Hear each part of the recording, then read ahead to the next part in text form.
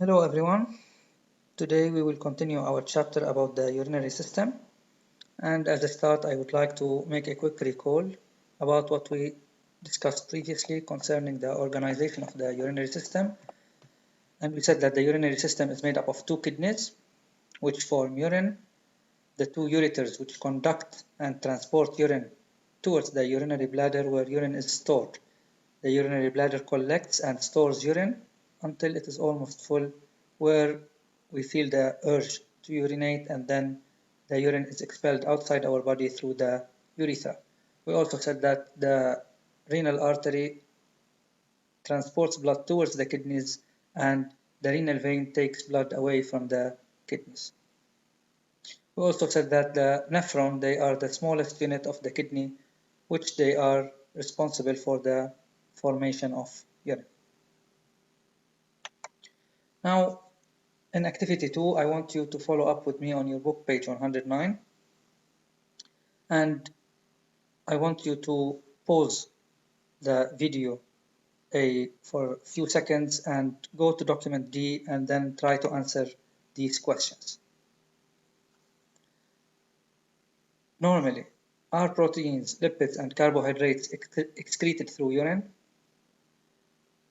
And why are urea, uric acid, and ammonia eliminated through urine? In your opinion, why would they be eliminated outside our body? And thus the reason that you say is behind the elimination of urea, uric acid, and ammonia, does it apply for water and mineral salts? So please pause the video for a while and grab a piece of paper and write the answers you think they are true.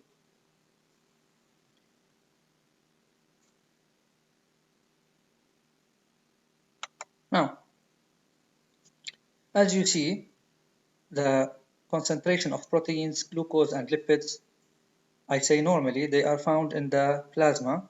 Proteins is around 75 grams per liter, glucose is 1 gram per liter, and then lipids, they are 5 grams per liter. However, they are never found in urine. This means that normally I cannot find these molecules, glucose, proteins, and lipids in urine. However, water and mineral ions, they are found in high amounts in the urine as well as in the plasma. So 9.2, which is slightly less than 13, and 900, which is approximately equal to that in urine. As for urea, uric acid, and ammonia, you can see that they have very small amount in the plasma, which is 0.3 for urea gram per liter, 0.03 for uric acid, and null for ammonia.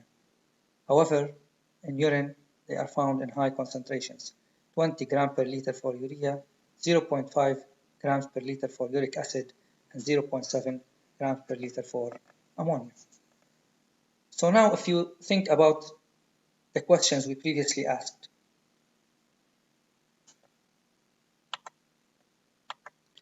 Are proteins, lipids, and carbohydrates excreted through urine? Sure, no. The answer will be no. Because they are large molecules and they cannot be filtered by the nephrons. Now the second question is, why are urea, uric acid, and ammonia eliminated through urine? If you said that because they are toxic waste, then you have the right answer. You guessed the right answer. But does this reason apply for water and mineral salts? Surely not, because water and mineral ions, they are not toxic, and the reason is that we find them in high amounts in the plasma. So why then they are eliminated through urine? This is the second function of the kidneys, which we'll be discussing later on. But the first function can be deduced from the elimination of these toxic wastes is purification.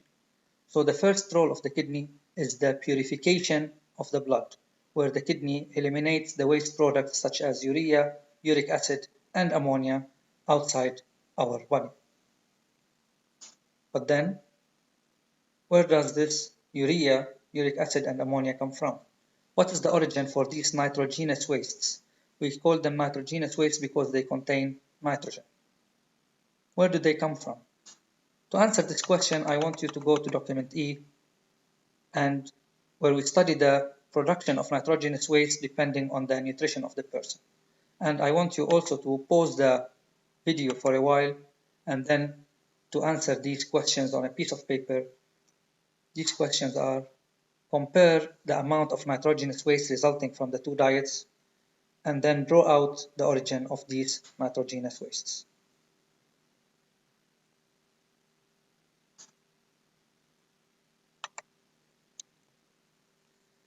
So now, after you finished answering the questions,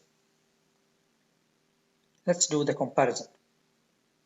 The concentration of urea in urine was 6 to 7 grams per liter in a diet poor in proteins, which is much less than that found in a diet rich in proteins, where the amount of urea is 30 to 40 grams per liter.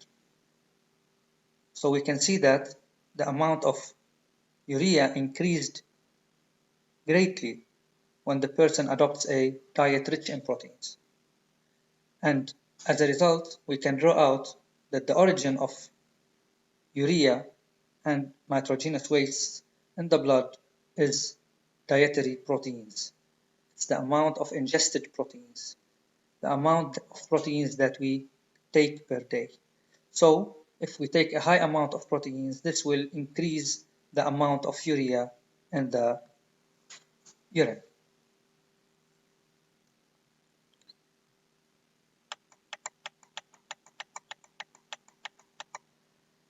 So as we said, the first function of the kidneys is to purify the blood from waste products that are urea, uric acid, and ammonia, or nitrogenous wastes, as we give them the general name. But what is the other function of the kidneys? Let's go together to document G and to understand why are mineral ions eliminated through urine. So this is a complicated graph which has two variables on the y-axis and one variable as an independent variable, which is time and the absence of NaCl in a diet, or its presence in a diet where the person adopts a diet that contains an extra 10 grams of NaCl per day. As you see, the concentration of NaCl in the plasma in this green line on this green axis is approximately constant or fluctuating between 3 and 4, or around 3.5 grams per liter.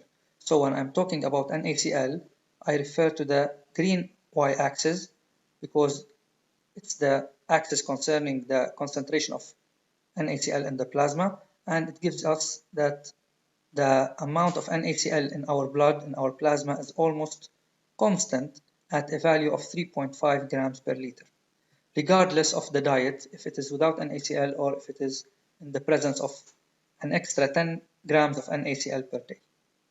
However, the amount of eliminated NaCl in urine was relatively low at 1.5 approximately to 2 grams in a diet without NaCl, but it increases sharply to 11 to 12 grams when the person adopts a diet rich in NaCl.